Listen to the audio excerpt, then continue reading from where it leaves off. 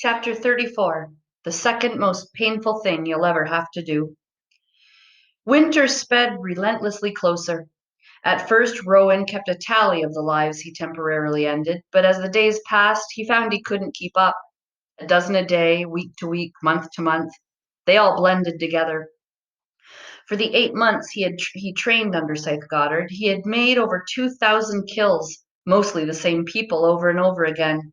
Did those people despise him, he wondered, or did they truly see this as just a job?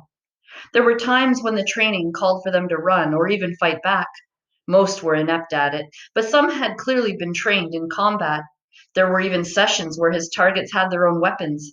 He had been cut and stabbed and shot, but never so severely that he had to be revived. He had grown into an exceptionally skilled killer. You have excelled beyond my wildest expectations, Goddard told him. I suspected you had a spark in you, but never dreamed it would be such an inferno. And yes, he had come to enjoy it, just as Scythe Goddard said he would. And just like Scythe Volta, he despised himself for it. I'm looking forward to your ordainment, Volta told him one day during their afternoon studies together. Maybe you and I can split off from Goddard, glean at our own speed, in our own way. But Rowan knew Volta would never find the momentum to escape Goddard's gravity. You're assuming that I'll be chosen over Citra, Rowan pointed out. Citra's gone, Volta reminded him. She's been off grid for months. If she shows her face at Conclave, the Bejeweling Committee won't look too kindly on her for being AWOL all this time. All you have to do is pass the final test, and without question, you'll win. Which is what Rowan was afraid of. The news of Citra's disappearance had trickled down to Rowan unofficially. He didn't know the whole story. She had been accused of something by Xenocrates. There was an emergency meeting of the disciplinary committee, and Scythe Curie showed up on her behalf, clearing her of any wrongdoing. The accusation must have been orchestrated by Goddard, because he was furious at the committee's decision to drop the charges, and by the fact that Citra had completely vanished. Not even Scythe Curie seemed to know where she was. The day after that, Goddard took his junior sides and Rowan on a gleaning rampage fueled by his fury.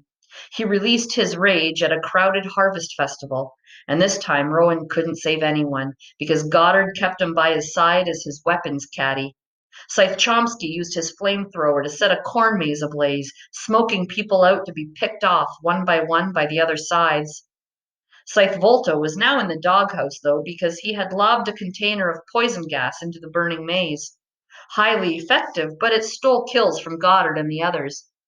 I did it to be humane, Volta confided in Rowan.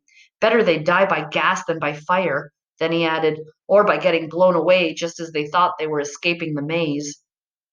Perhaps Rowan was wrong about Volta. Maybe he would escape from Goddard, but he certainly wouldn't do it without Rowan. It was one more argument for Rowan to earn the ring. They had all reached their gleaning quota by the end of that awful evening, and Goddard still didn't seem to have satisfied his bloodlust. He raged against the system, if only to his own disciples, calling for a day when Scythes would have no limits on gleaning. Citra returned to Scythe Curie at Falling Water many weeks before Winter Conclave, when the month of lights had just begun and gifts were being passed between friends and loved ones to celebrate ancient miracles that no one quite remembered. Unlike her frantic journey to Amazonia's northern shore, Citra flew home in comfort with peace of mind. She didn't have to look over her shoulder every 5 minutes because no one was chasing her anymore. As Scythe Curie had promised, Citra had been cleared of any wrongdoing. And while Scythe Mandela sent a heartfelt note of apology for Scythe Curie to give to Citra, Highblade Xenocrates made no such gesture. He will pretend like it never happened, Scythe Curie told her as the two of them drove home from the airport. That's the closest the man will ever come to an apology. But it did happen, Citra said. I had to hurl myself from a building to escape from it. And I had to blow up two perfectly good cars, Scythe Curie said wryly. I won't forget what he did. And you shouldn't.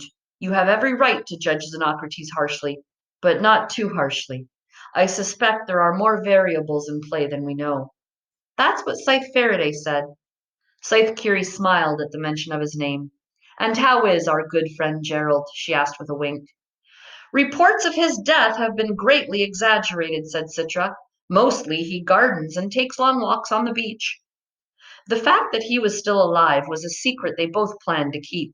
Even Scythe Mandela believed that Citra was staying with a relative of Scythe Curie in Amazonia, and he had no reason to suspect it wasn't true. Perhaps I'll join him on his beach in 100 years or so, said Scythe Curie. But for now, there's too much to do in the Scythedom, too many crucial battles to fight. Citra could see her gripping the steering wheel tighter as she thought of it. The future of everything we believe as Scythes is at stake, Citra. There is even talk of abolishing the quota, which is why you must win the ring.